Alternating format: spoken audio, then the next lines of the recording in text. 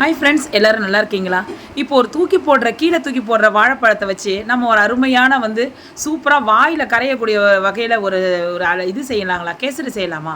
நம்ம ரவையில் தான் செஞ்சுருக்கோம், நிறைய விதத்தில் செஞ்சுருக்கோம். ஆனால் இந்த மாதிரி ஒரு கேசரி செஞ்சு சாப்பிட்டு பார்க்கலாம், எப்படி இருக்குது பாருங்கள் ஃப்ரெண்ட்ஸ். அந்த வாழைப்பழத்தை எடுத்துங்க, கீழே தூக்கி போடுற வாழைப்பழத்தை தோலை பிச்சுட்டு வாழைப்பழத்தை எடுத்து மசிச்சு வச்சுக்கோங்க. ஒரு பேனில் நெய் விட்டுக்குங்க. இதுக்கு முந்திரி திராட்சை நம்ம லைட்டாக வறுத்து எடுத்துக்கலாம் ஃப்ரெண்ட்ஸ். இதை பாருங்கள், முந்திரி வறுத்து எடுத்தாச்சு. அதுக்கப்புறம் திராட்சையை திராட்சையை போட்டு அதையும் தூக்கி வறுத்து எடுத்தாச்சு. திரும்ப அதே நெய்யில் வேறு எதுவும் ஊற்ற வேணாம் ஃப்ரெண்ட்ஸ். ஒரு கப்பு ரவை எடுத்துக்கலாம் ஃப்ரெண்ட்ஸ். ஒரு கப் ரவை எடுத்துக்கலாம். அதை அப்படியே லைட்டாக நீங்கள் வறுத்து எடுத்து தனியாக எடுத்து வச்சு கொஞ்சம் ஆற விட்டுருங்க. அதுக்கப்புறம் நம்ம மேஷ் பண்ணி வச்சுருக்க அதே இது பேனில் மேஷ் பண்ணி வச்சுருக்கோம் இல்லைங்களா, வாழைப்பழத்தை எடுத்து அதில் போட்டுருங்க. போட்டுட்டு பால் ஒரு கப்பு நம்ம ரவைக்கு 2.5 கப்பு பால் ஊற்றுங்க. நீங்கள் தண்ணி கூட ஊற்றிக்கலாம். நான் பால் ஊற்றுறேன், டேஸ்ட்டாக இருக்கும். அதே மாதிரி நல்லா கட்டியான பிறகு ஏலக்காய் தூள் போடுங்க.